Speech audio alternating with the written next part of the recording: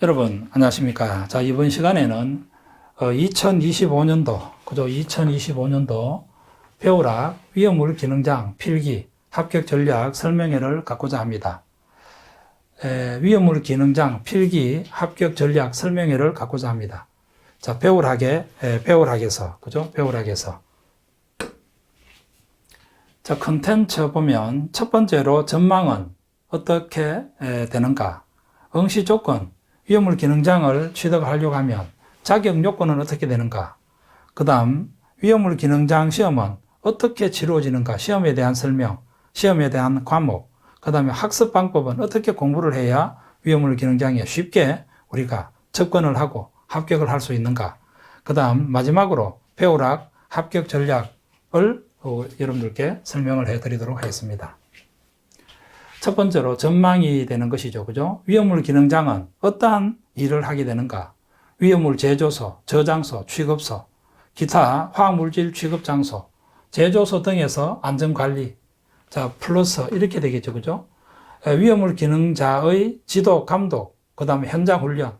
그렇게 되면 위험물 기능장은 경영청과 생산계층을 유기적으로 결합시켜주는 중간 간부 역할을 담당하게 되는 것이다. 여기에서 중간 간부 역할을 담당하게 되는 것이다. 이게 위험물 기능장이 하는 일입니다. 위험물 기능장이 하는 일이다. 이렇게 보실 수가 있겠죠. 자, 그 다음에 계속해서 우리가 전망에 대한 내용인데요. 위험물 기능장 자격증을 취득을 하게 되면 어떠한 곳에 취업을 할 수가 있는가? 취업 분야가 굉장히 폭이 넓다라고 생각을 하셔야 되겠죠. 즉 다시 말해서 첫 번째로 직업능력 개발훈련 교사로 활동을 할 수가 있는 것입니다. 직업학교라든지 각종 기능대학에서 교사로 활동을 할 수가 있다.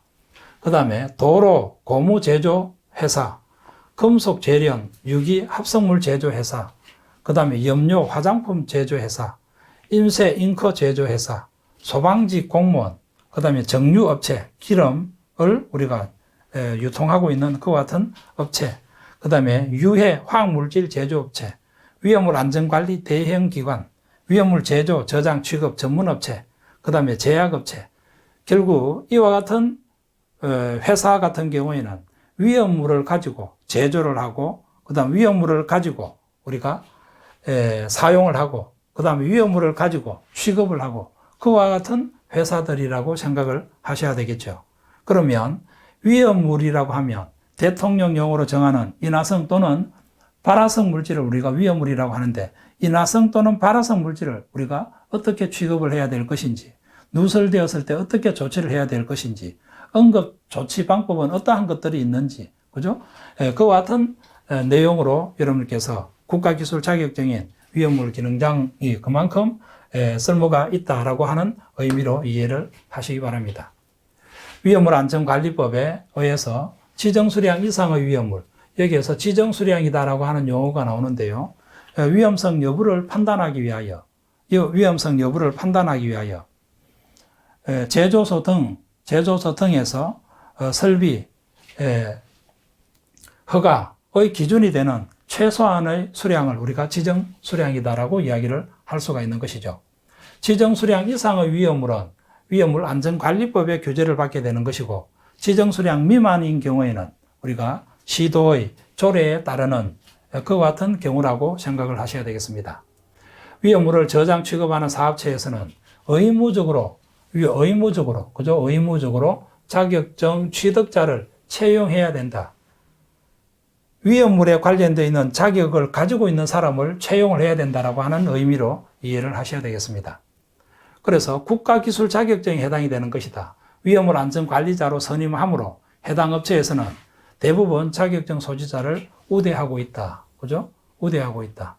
이 우대뿐만 아니라 의무적으로 채용을 하고 있다라고 하는 개념에서 매력이 있는 그와 같은 자격증이 되는 것이다. 소방직 공무원, 일반 소방, 그 다음에 구조 분야, 특채에 지원할 수가 있다. 국가기술 자격법에 의해서 공공기관, 일반 기업체, 그리고 보수, 승진, 정보, 신분 보장 등에 있어서 우대를 받을 수가 있다. 여기에서는 순수한 우대를 받을 수 있다. 이러한 의미로 여러분께서 보셔야 되겠죠. 계속해서 전망에 관련되어 있는 내용인데요. 6급 이하 기술직 공무원 채용 시 가산점을 준다. 가산점을 준다라고 하는 의미는 상당히 일반 자격을 없는 자격을 갖고 있지 않는 국가기술 자격증을 가지고 있지 않는 사람에 비해서 상당히 유리한 경우다라고 보셔야 되겠죠. 공업 직렬의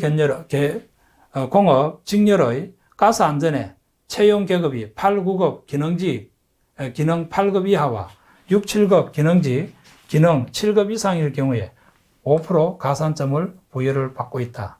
소방기본법에 의한 소방안전관리자, 지정단체, 위험물 탱커, 안전성능시험자, 위험물 안전관리 업무 대행기관 지정을 받기 위한 인력으로 활동을 할 수가 있다. 그러니까 위험물 기능장을 국가기술 자격증에 해당이 되는 것이다.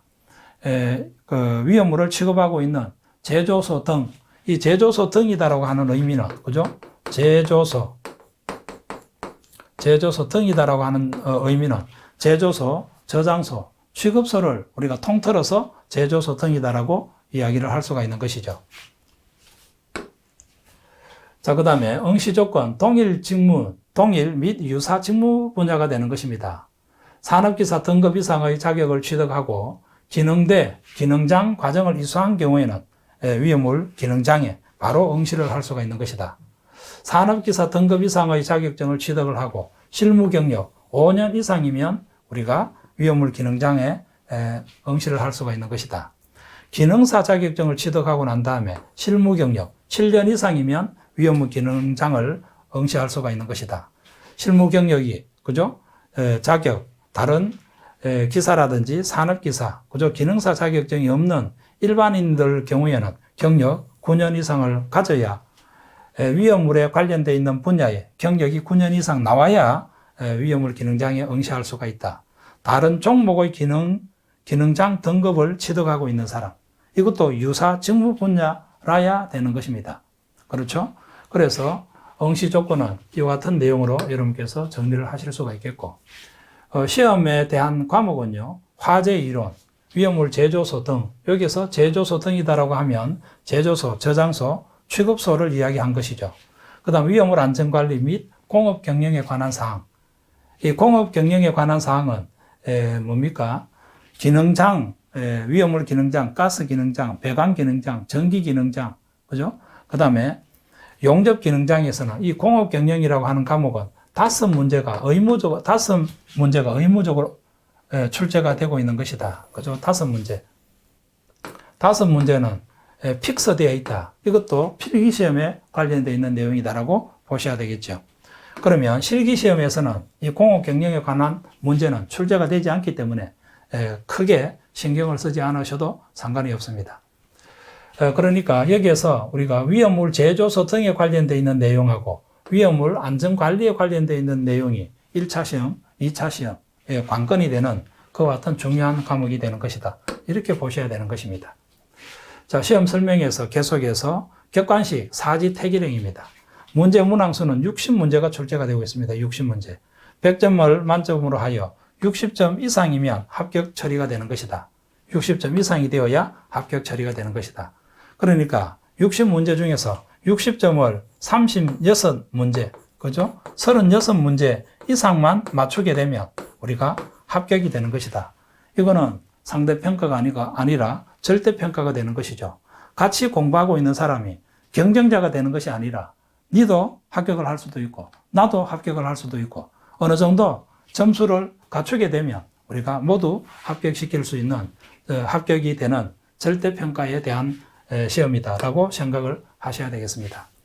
학습 방법은 강의 도중에 제가 이렇게 별표 처리를 해 놓은 것이 있습니다. 별표 처리. 이 별표 처리해 놓은 것은 여러분께서 암기를 하셔야 되겠죠. 암기. 이 암기할 때도 어느 정도 이해를 바탕으로 암기를 해야 쉽게 암기를 할 수가 있다. 또한 머릿속에 오랫동안 저장을 할 수가 있다. 나머지 내용은 가볍게 한번 듣는 것으로 만족하셔야 됩니다. 주구장창, 그죠? 내용을 사이트를 틀어놓고 계속 들을 필요는 없다. 한번 들으실 때 여러분들 정신을 바짝 차려서 한 번만 듣고 별표해 놓은 것들은 여러분께서 스마트폰으로 찍든지, 맞죠? 그죠? 다른 노트에, 서브 노트에 메모를 하든지 그렇게 해서 정리를 해서 공부를 하시면 좋겠다. 이러한 말씀을 드릴 수가 있는 것입니다. 배우락 합격 전략은 어떻게 되는가? 실제 도표 또는 그림을 통해서 여러분들께서 쉽게 암기할 수 있도록 제가 설명을 붙여놓은 것입니다. 생소한 용어가 많이 나오기 때문에 그렇다. 그죠? 우리가 일반적으로 위험물이라고 하는 그와 같은 과목이 대학에서는 없지 않습니까? 그렇죠? 그래서 일반적으로 접근하기 좋은 그와 같은 전공을 한 경우에는 화공 분야, 화학식이 많이 나오기 때문에 그렇다. 그런데 이 화학식 자체도 여러분께서 누구나 접근을 할 수 있도록 제가 쉽게 설명을 해 놓은 것입니다. 그 다음에 기출문제를 반복해서 공부를 하셔야 되는 것이다. 알고 있는 문제는 삭제를 해가면서 알고 있는 문제를 두 번째 볼 때 다시 풀이를 할 필요가 없지 않겠습니까? 그죠? 알고 있는 문제를 삭제하면서 공부를 하라. 이것은 우리가 시간을 절약하면서 공부를 하라. 이러한 의미로 이해를 하시기 바랍니다. 초보자도 쉽게 자격증을 취득을 할 수 있다라고 하는 의미는, 그죠? 주기율표를 바탕으로 해서 화학식이 어떻게 짜여져 있는지, 그 다음 화학 반응식은 어떻게 진행이 되는지, 그 다음 연소 반응식에서 어떻게 화학식을 우리가 만들 수 있는지, 그와 같은 설명을 여러분들께 쉽게 설명을 해 놓았기 때문에 초보자도 쉽게 합격을 하실 수 있도록 강의를 한 것이다. 이렇게 이해를 해 두시기 바랍니다. 자, 이렇게 해서 2025년 배우락 합격 전략 설명회를 모두 마치도록 하겠습니다.